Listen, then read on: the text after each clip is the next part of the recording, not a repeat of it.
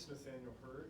I am the director of the North American Action Team and senior fellow here at the Religious Freedom Institute. A warm welcome to all who are here and to all who are watching online. I want to welcome you all on behalf of our president, Eric Patterson. Eric was very keen to be here today, but unfortunately is going on travel. Just on a personal note, Ben Rogers, the head of Hong Kong Watch, and I have been friends for about 10 years. We first met when I was a congressional staffer, and we met under the auspices of Congressman Chris Smith, the great human rights champion for the people of Hong Kong, for the people of China, and beyond. Ben is also an RFI alum, was a senior fellow with us for a stretch, so it's good to have him back. One of the things that struck me when we met those 10 years ago was your solidarity with the people of China, the people of Hong Kong, Burma, and beyond, and it's something that continues to this day. We're here ultimately because the desire to be free is inscribed on every human heart, and that includes the desire to seek God, to know God, and to live in accord with what we find. Authoritarians, like the governing Chinese Communist Party, don't understand and certainly do not fully accept religious freedom or any kind of freedom. They ultimately demand that individuals and communities worship and obey the state, worship and obey government, and sometimes even the head of government. When people, like the people of Hong Kong, persist in living freely, authoritarians invariably respond with violence and other kinds of coercion. For every well-known figure like Jimmy Lai or Cardinal Zen, known to all of us, there are thousands of other people, some of whose names we know, others whose names we do not know, who are struggling, striving, and sacrificing to live freely. So once again, Ben, I want to thank you for your solidarity with the people of Hong Kong, with your commitment to them. We look forward to your remarks and hearing more about this report, Sell Out My Soul, the Impending Threats to Freedom of Religion or Belief in Hong Kong. I also want to acknowledge the presence of Oz Guinness, a longtime friend of Ben. It's providential that you're here. Today we are going to hear about the truth of what's happening to the people of Hong Kong and of course the lies that are being propagated by the Chinese government and its proxies. Oz, you've been a point of reference to many people over the years, particularly on questions of truth. So we're very grateful for your presence with us here today. With that, I will turn it over to Ben.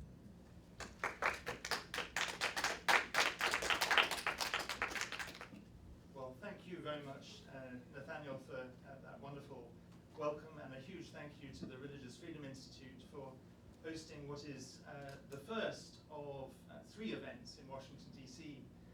On this report on religious freedom in Hong Kong. We launched it in the European Parliament in Brussels last week, hosted by the wonderful former Foreign Minister of Poland, Anna Fotyga, who's now a member of the European Parliament. We're doing 2 other events here. We're in the Canadian Parliament in Ottawa next week, and then in the UK Parliament on the 30th of November. But I can't think of a better place in Washington, D.C. to speak first and to launch the report first than the Religious Freedom Institute. And particularly because, as well as being a friend of Nathaniel's for about 10 years, I've known Tom Farr, the founder of RFI, for probably 20 or more years, and other friends in RFI. And I also want to say how delighted I am that Oz and Jenny Guinness are here today, and thank you so much for joining us. But thank you everyone for being here. Let me also say how pleased I am that my colleague Anouk Weir from Hong Kong Watch is also here. Anouk moved to Washington DC 2 weeks ago, moved into a new home yesterday, and is here in Washington DC to represent Hong Kong Watch permanently. So we now have a permanent presence here. Maybe I can briefly say something about my background with Hong Kong before I talk specifically about the report and the threats to religious freedom in the city. I moved to Hong Kong in September 1997, just 2 months after the handover of the city to China. And it was my first job in life. I was working as a journalist there. I just graduated from my master's in China Studies at the School of Oriental and African Studies in London. I had first gone to China when I was 18 years old to teach English in the city of Qingdao on the east coast of China. Qingdao is famous, among other things, for the best beer in China. That wasn't the reason I went there, although it was a nice discovery once I was there. But I had a very happy time in Qingdao, made a lot of friends, fell in love with China, the country and the people, but obviously not the regime. And I always make that distinction because I think it's important to do so, that I am not anti-China.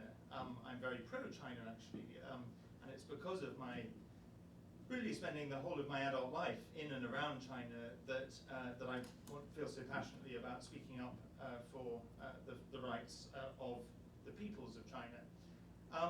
And I had a wonderful 5 years living in Hong Kong from 1997 to 2002. I had become a Christian a few years before at university, and I worshipped at a wonderful church in Hong Kong called St. Andrews.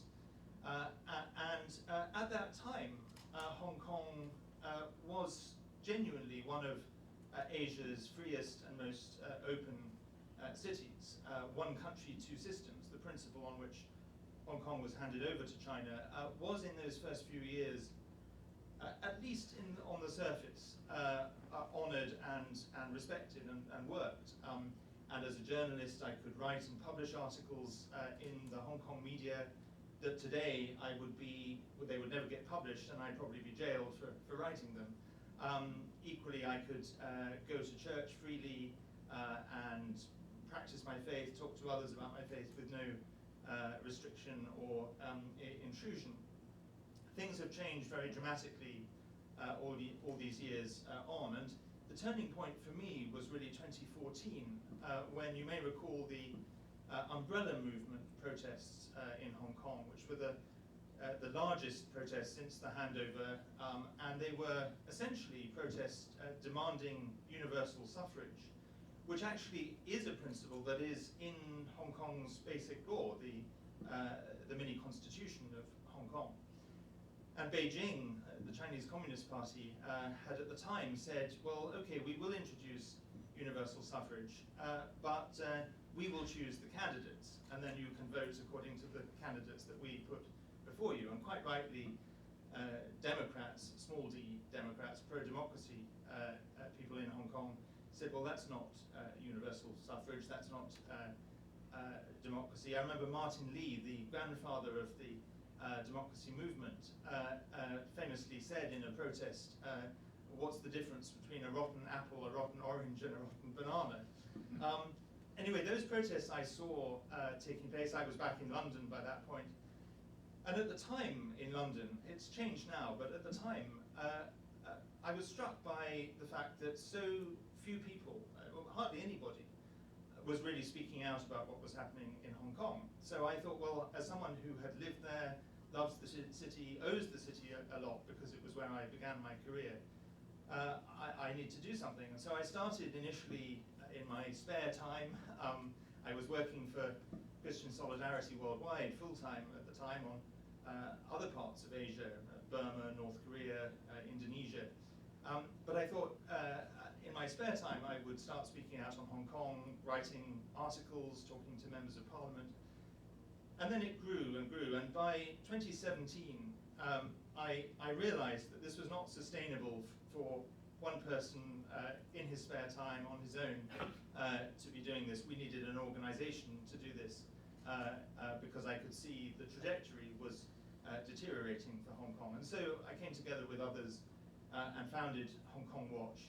And Hong Kong Watch now has a team of 9 working, speaking up for Hong Kong here in Westminster, in Canada, across the European Union, and at the United Nations and beyond. So that's the background to Hong Kong Watch. Why have we published a report now on the threats to religious freedom in Hong Kong? Well, essentially over the last year or so, it was becoming increasingly apparent to me, although not so obvious to other people, that freedom of religion or belief in Hong Kong was the last remaining freedom still just about standing in some form, but clearly under ever increasing threat. Over the last several years, and particularly since the imposition of the very draconian national security law in 2020, which Beijing imposed on Hong Kong, all of the other freedoms have been dismantled. Freedom of expression, and related to that, particularly freedom of the press, freedom of assembly, freedom of association, have all gone. And so in a sense, it's inevitable that religious freedom is next, because freedoms are intertwined, and you can't have religious freedom if freedom of expression, association, and assembly have gone. But also, of course, we all know that the Chinese Communist Party has always, since the very beginning, tried at various points either to eradicate or control, coerce, or repress religious freedom. And so as Beijing's direct rule of Hong Kong grew, it is hardly a surprise that religious freedom is impacted. The release of this report this week, I think, is particularly timely. Beijing has a remarkable ability for coming out with news hooks, which I didn't ask for, but which are very timely. Through their actions, they often do things that link to what we're saying.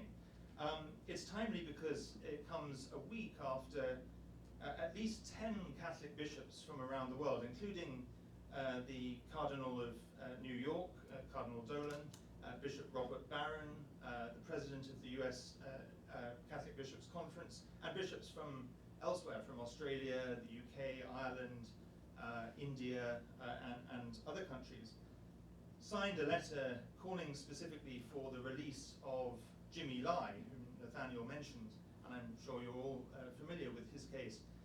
Jimmy Lai, 75-year-old devout Catholic, pro-democracy campaigner, entrepreneur, founder of the Apple Daily newspaper, who has already served 3 years in prison and hasn't even yet had his national security law trial. He's been in prison on other charges. His national security law trial is highly likely to lead to him spending the rest of his life in prison. And so 10 Catholic bishops wrote this letter. Of course, not surprisingly, the Hong Kong government responded to it, denouncing it and denouncing them for interfering in Hong Kong's affairs. The report is also timely because tomorrow, the Archbishop of Beijing, and I sort of say that in inverted commas, who is also the president of the Chinese Communist Party's state-controlled Chinese Patriotic Catholic Association, begins an unprecedented 5-day visit in Hong Kong. I don't think that there has been such a visit from the mainland state-controlled religious bodies to Hong Kong, which on paper is still supposed to hold a high degree of autonomy, although that autonomy has been systematically undermined. The report also comes just a few days after the Chinese state-controlled church Bishop of Shanghai, who was appointed in total breach of the Vatican-China agreement, which is supposed to mean that bishops are appointed, yes, by Beijing, but with the approval of Rome. This appointment was made without even Rome's knowledge. The new Bishop of Shanghai has spoken about Xi Jinping's campaign of sinicization of religion. And sinicization does not mean a healthy enculturation. It doesn't mean respecting Chinese culture. It means co-opting religion into the Chinese Communist Party's united front and essentially diluting religion with Communist Party propaganda. But this Bishop of Shanghai emphasized the importance of this Sinicization, saying, and I quote, "It is a directional issue, a signpost and a direction to adapt to the socialist society, as well as an inherent rule and a fundamental requirement for the survival of the Church in China," adding that Catholic teaching should align with the Chinese Communist Party's ideology. I'll come back to Sinicization a little later. But this is, I believe, the first report of its kind, looking at what is probably, as I said earlier, the last freedom in Hong Kong to be dismantled, religious freedom. I titled it "Sell Out My Soul." I don't know if this is known and popular in the United States. I'm sure Oz is very familiar with it, but there's a well-known English Christian hymn, "Tell Out My Soul," which is a beautiful hymn. And as I was reflecting on this report, and I listened to the words of "Tell Out My Soul," I thought this term "sell out my soul" came to me because it conveys the increasing compromises of conscience which religious believers in Hong Kong are now being required to make in order to protect what remains of freedom of worship. And I think that's an important point to make, that freedom of worship, narrowly defined, is still intact in the sense that you can still go to church, you can still go to the mosque or the temple or the synagogue, and people can still access religious literature.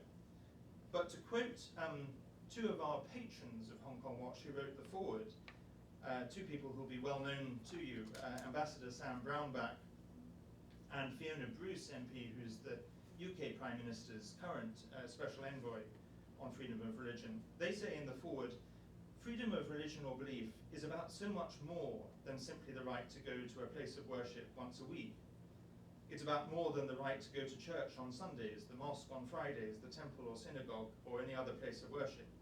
It is, as expressed in Article 18 of the Universal Declaration of Human Rights, a fully fledged expression of conscience. Interpreted in this way, this basic and fundamental human right is clearly under increasing and intensifying threat in Hong Kong." What are the threats? How is it being manifested? Well, this report examines the four main ways in which freedom of religion or belief is increasingly under pressure. The first is the impact of the draconian national security law and potential other restrictive, repressive laws to come. The Hong Kong government has officially said they are going to introduce Article 23 of the Basic Law, Hong Kong's mini-constitution, which essentially is another security law. The national security law is, I would have thought, draconian enough, but they want to introduce this new law, an anti-subversion law, to, as they say, close the loopholes. In other words, to tighten the noose even further. There's talk of potential crowdfunding legislation, which would restrict and limit fundraising abilities, and that would impact religious groups. The second area, and perhaps the most pervasive, is the widespread self-censorship among religious leaders now in Hong Kong. I think that it is fair to say that you would not find, or it would be extremely difficult to find, a religious leader in Hong Kong who in their sermons, whether it be in a Sunday service in a church or in any other religious place of worship, would preach sermons that touch on human rights, human freedom, human dignity, justice. Thirdly, there is the impact on the education sector. Something like 60%, perhaps more than 60% of Hong Kong's government-funded schools are actually church-run. And the Chinese regime has imposed various elements into the school curriculum. Their teaching of history now is history according to the Chinese Communist Party's narrative. According to them, Hong Kong was never a colony, never a British colony. It was an occupied territory that should never have been taken from China. And there is national security law education, which indoctrinates students at a very young age into the CCP's propaganda. And that is going to impact the ethos and the values of church-run schools. And then finally, as I mentioned a moment ago, there is Beijing's campaign of Sinicization of religion and the patriotism test. The report looks at the cases of religious clergy who have been arrested, imprisoned, and threatened. Arguably, you might say, well, they were arrested or imprisoned for pro-democracy activities rather than directly religious activities, but of course, the restriction of their freedom of conscience relates to freedom of religion. The most obvious example is, of course, Cardinal Zen, who at the age of 90 last year was arrested and put on trial. Pastor Gary Pang, who has spent 12 months in jail. Pastor Alan Kung, who was also arrested. And a good friend of mine, Pastor Roy Chan, who actually was with me in Brussels at the European Parliament last week and lives in exile now in the UK. He courageously in 2019, with members of his good neighbour North District Church, went out pretty much every day to help the protesters to provide pastoral care, first aid, spiritual support, even sometimes standing between the protesters and the police and saying to the police, don't beat the young students, beat us instead. His church was raided by the police. HSBC froze his bank account, his wife's bank account, and the church's bank account. And he's been a courageous voice on these issues now from exile in London. I look at the use of the pro-Beijing media in Hong Kong to threaten religious freedom in Hong Kong. There's a newspaper called Ta Kung Pao, which is essentially owned by the Chinese regime's liaison office in Hong Kong. And in January 2022, Ta Kung Pao published a spread of 4 articles attacking Christianity in particular and calling for new restrictions on religion and the establishment of a government department for religious affairs to conduct vetting, licensing, and monitoring of religious groups.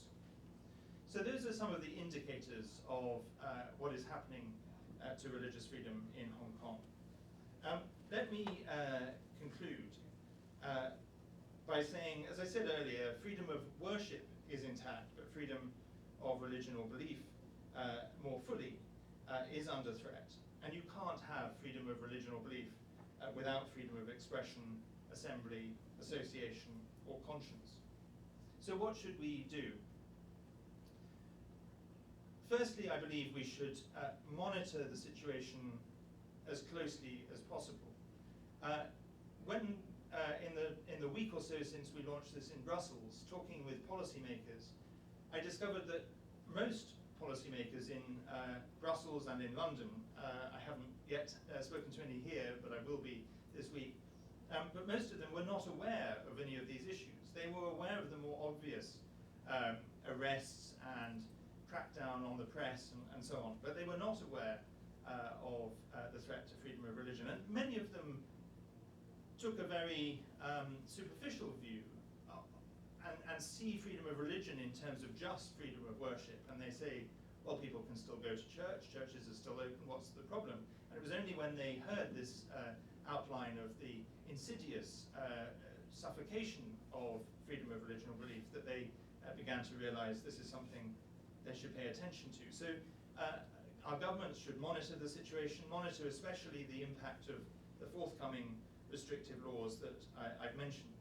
I'm delighted to be here in Washington, DC, because you, of course, are the pioneer of this in terms of having, under the International Religious Freedom Act, the State Department's Ambassador at Large and Office for International Religious Freedom and the US Commission on International Religious Freedom, and I'll be meeting them during this week and encouraging them to pay more attention to Hong Kong. I hope that other instruments internationally, the UN Special Rapporteur on Freedom of Religion, the European Union's Special Envoy, the UK's Special Envoy, the international IRFBA, the International Religious Freedom and Belief Alliance, if I've got that right, which is an alliance of something like 40 different countries that either have envoys or ambassadors or simply a stated interest in defending religious freedom. I hope they will be mobilized to pay attention. And let me close finally with some words from one religious scholar. I can't name him, but he's a wonderful man who's become a good friend of mine from Hong Kong, who says this: the most violent form of attack on religious freedom is not necessarily the burning of churches and the killing of believers, neither of which we are seeing in Hong Kong, although we are seeing, of course, in mainland China. For the persecutors kill the bodies, but not the souls. Rather, the more dangerous and insidious attack on religion could be its corruption from within, so that its believers can only practice the faith in name rather than in essence. In this regard, the Chinese Communist Party is using the latter strategy to attack religious freedom in Hong Kong. Why? Hong Kong is an international city, and it still is, despite everything that has happened in recent years. It is one of the world's most important international financial centers. Closing Christian schools and churches may be too shocking to foreign expatriates and affect the city's international reputation. So rather, the Chinese Communist Party can restrict religious freedom by using an insidious means, corrupting Christian education and exerting total control on churches without actually closing them. And in that light, I hope that all of us as people of conscience will use the freedoms that we have to speak up for Hong Kong's people of faith whose ability to use their voice is rapidly diminishing. Thank you so much for coming today, and I look forward to your questions.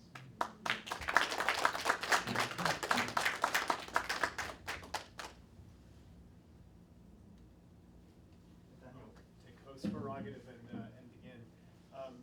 What you described, there are some parallels between Hong Kong and what we observed in the Iron Curtain during the Cold War. And I'm wondering, as you reflect on that period and the period now, are there things that we can learn from how religious people themselves responded to repression and persecution, and then creative ways in which people in the West supported religious people on the ground as they tried to be faithful in the midst of this repression?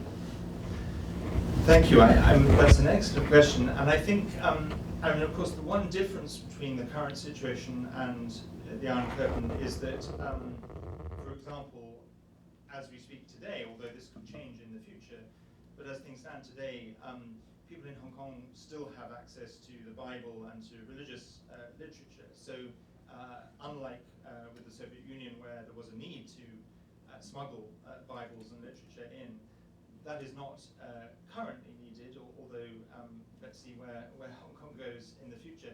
But I think what is needed is for individuals and for the church worldwide to be speaking up for those who can't speak for themselves. And I mean, the tragedy of the situation for church leaders of all traditions in Hong Kong today is that they have all effectively been silenced or felt that they have to be silenced. Even Cardinal Zen now, who was the one remaining courageous voice, he now has to keep a low profile, can't speak up, otherwise he would almost certainly end up in prison. He was arrested but fined and not yet imprisoned, but that threat is hanging over him. And for other leaders, they have in some cases stayed silent, in some cases actually, in my opinion, compromised too far. And actually, if you want to know more about the compromises that have been made, as well as this report, I have several articles out this week in the Catholic Herald, the Tablet, and a couple of other outlets, describing how I think the current cardinal in Hong Kong, who I had quite high hopes for when he was appointed, I think has gone out of his way to to ingratiate himself with Beijing. And I can understand why he can't speak out, but I think he's gone further the other direction than he needed to. So because of that situation on the ground, we need more voices outside Hong Kong speaking out for those who can't speak for themselves. Just a quick follow-up. I know that one of the, in terms of speaking out, sometimes a claim is made, well, if we speak out, it will make things worse for people on the ground. It sounds as if what you're saying is that actually what's needed now is people being loud and speaking out. I think so, because I think the danger is if the Chinese and Hong Kong authorities think the world isn't watching and there isn't a spotlight, they'll be emboldened to go even further, both in terms of the dismantling of religious freedom and also in the cases of individual prisoners. They could easily move, for example, Jimmy Lai to the mainland if they thought the world wasn't watching. They may still do it, even if the world is watching, but there's more of a chance that it will slow down the process and mitigate the process if they know the spotlight is on them.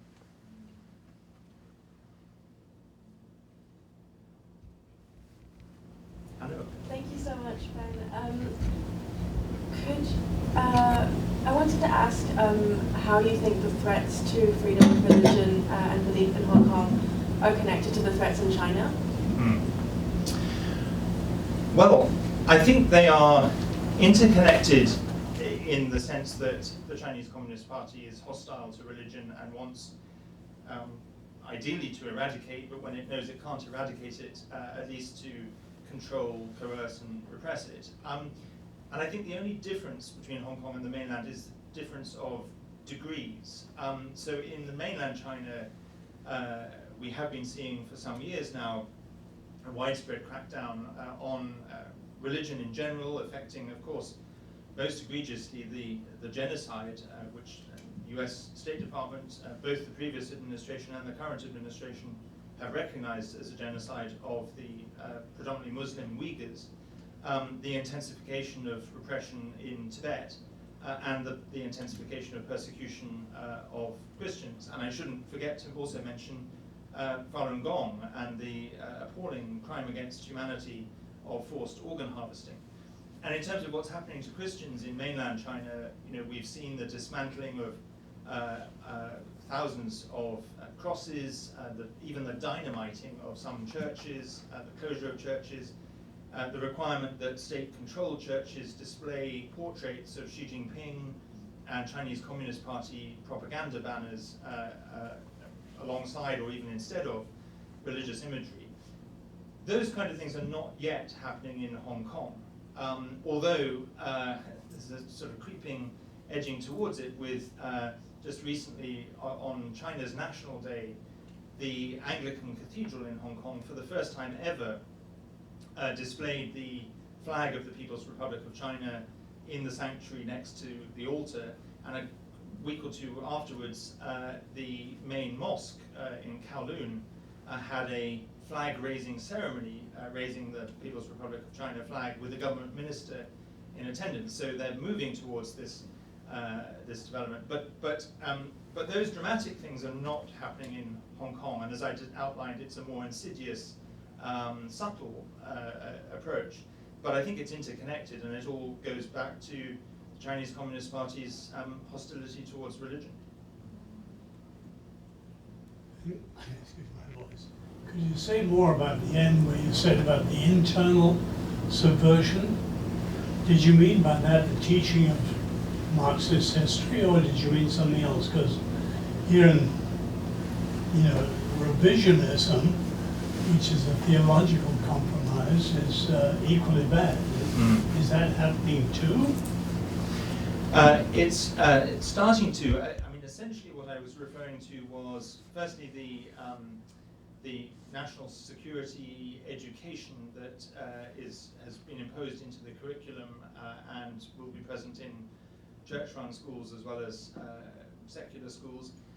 There's also concerns that on school boards, particularly of church-run schools, Chinese Communist Party agents are infiltrating and securing positions on school boards, and that obviously will affect the ethos of those schools. And then in the church as a whole, it relates really to the sinicization campaign, where, for example, the new Cardinal of Hong Kong, Cardinal Stephen Chow, who by all accounts is a very good man, a pastoral man. There were hopes when he was appointed that he would be able to unite the church and appeal to all sides. But on his visit to Beijing earlier this year, he spoke very strongly of the need for Christians to love the country and to be good citizens. Well, on one level, no one disagrees with that, but when in the China context, we all know that love the country actually means love the party, and be good citizens means be loyal to the party. That's a worrying position for him to have taken.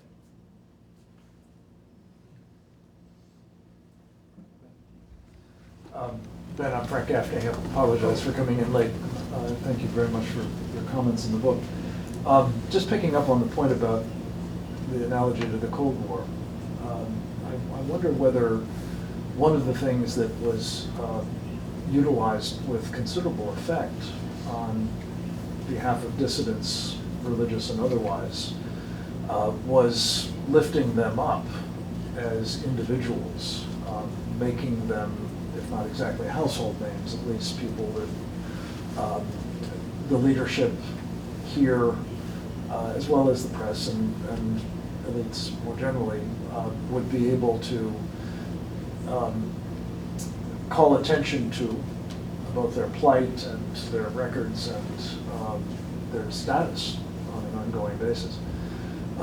Is that something that is underway in this context? If not, should it be? Thank you. It's an important question, and there are different approaches in regard to different cases. So there are individuals, even those who've had some quite high profile in Hong Kong's democracy movement, who we know do not want to be singled out or profiled internationally because they fear that it will lead to worse consequences for them. There are, however, other individuals who we know directly, either from their families or them themselves, that they do want to be internationally spoken about, and Jimmy Lai is the obvious example of that. And so I think being careful to respect the wishes of individuals and their families and do what they feel is most helpful is the right approach. Jimmy Lai's international legal team have mobilized a very impressive international campaign, which I've been involved with and been supporting. Jimmy's son, one of his sons, Sebastian Lai, who is outside Hong Kong and is therefore the only member of the family able to speak publicly, has been doing a courageous job speaking up for his father, traveling here and to the UK, to the UN and elsewhere. And so I think definitely keeping a focus on Jimmy Lai, supporting the Free Jimmy Lai campaign is absolutely right and in accordance with the wishes of the family.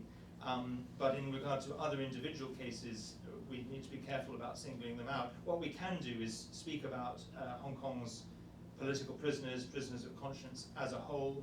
We can speak about the 47, and this goes a bit beyond religious freedom, but it's related, the 47 former legislators and activists who have been in prison for the last several years since they were arrested in 2021 for holding, for the simple crime, in inverted commas, of something that is part and parcel of your own political system here. They held a primary election to choose their candidates for the then semi-democratic legislature. I mean, the legislature is now totally pro-Beijing, but at the time there were contested seats that the pro-democracy camp could contest, and they held a primary to choose the pro-democracy candidates, and that was deemed to be in violation of the national security law.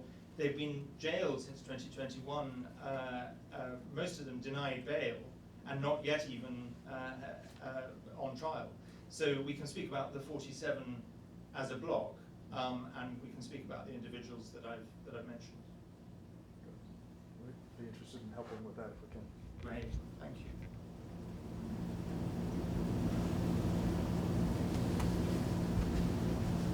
Any other questions? If not, just to say, there are copies of, for any of you that are really keen to read the whole report, there are about 10 copies on the table just outside of the full report. Because they're, well, carrying a lot of them from London was rather heavy, we thought we'd make available just the executive summary for everyone, but if anyone would like the full report, it's there, and of course it's also on our website. Thank you. Great. Well, thank you all so much again for coming, and thank you to the Religious Freedom Institute for hosting us.